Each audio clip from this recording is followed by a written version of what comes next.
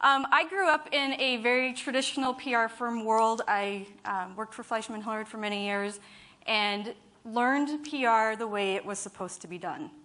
The operative word was. Things, of course, have changed dramatically.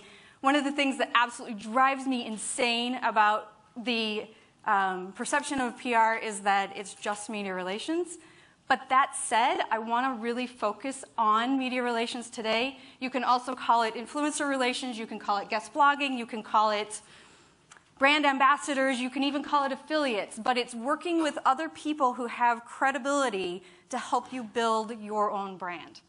So we approach media relations or influencer relations or whatever you want to call it from a three-pronged approach, and you can see it here. So awareness, which is sort of the traditional way of doing things. It's helping people understand who you are, what you do, what you sell, why they should buy from you, all of that.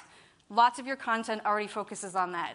Then search engine optimization, and this is where we start to build in some of this newer stuff. And I'm not talking about SEO from the kinds of things that the experts do. I'm not an SEO expert by any stretch of the imagination.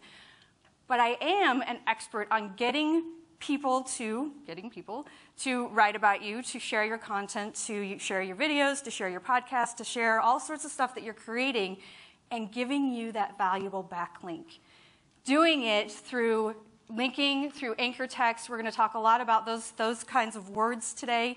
And then the third prong is lead generation. And unfortunately, I don't have an hour and a half with you, so I'm probably not going to be able to get to the lead gen piece of it, but I will talk a little bit about how that works and sort of intersperse it into the SEO part of it.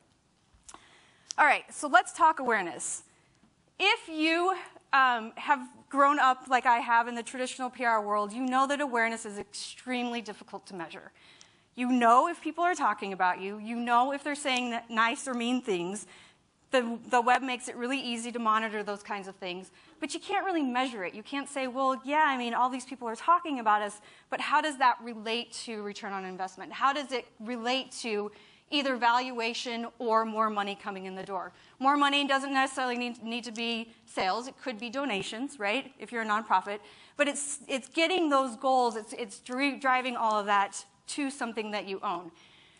So when you combine it with SEO and lead generation, now you begin to understand that, wait a second, all of this stuff that we're doing actually is an investment, not an expense.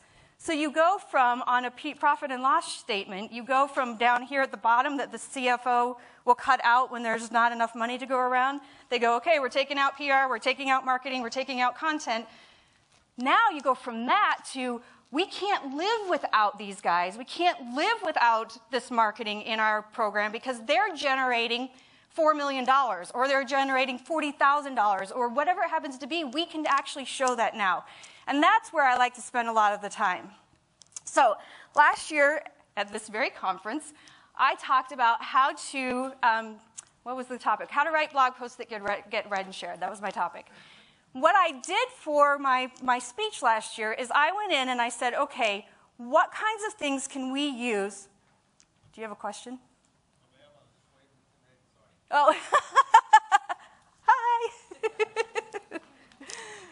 What kinds of things can you do to get blog posts read and shared? And I created this mind map. So you see right there in the center, how to write blog posts that get read and shared. And then you have all sorts of different things in there. So you have how to generate blog post ideas. You have how to get people to share your blog posts, tricks to write popular blog posts, how to distribute, how to create mind maps or content hubs, how to capture your blog post ideas.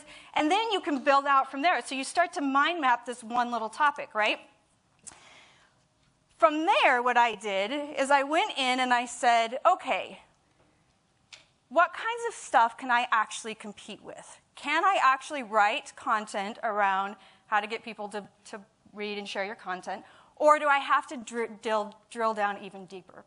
So I went into Google AdWords. This is what it looks like. And I looked and I said, okay, let's put in all these different topics. So blog post ideas, content hubs, share blog posts, write popular blog posts. These, for lack of a better term, are my keywords or my key phrases, right? And I did a quick search to see. And what I discovered, I believe, is that blog post ideas was number one. So this is they're giving me, this is Google. They're giving me all this information. 1,300 average monthly searches, and my competition's fairly low. So now I know blog post ideas, that key phrase is a really good one for me to compete with. But I don't stop there. Now I go into Google, and I see where I line up against my competition. So I type into Google blog post ideas, and this is what pops up. You can see there's Spin Sucks, because I can compete with myself. YouTube, which actually is mine as well. Wow. This actually works, right? Jeffrey Goins, you can see, is there. Facebook is there. Mark Schaefer is there. Pro Blogging Success is there. So there are lots of blogs that are already talking about blog post ideas. But what it does is it helps me understand, can I actually create content where I can rank and build awareness for Spin Sucks around this topic?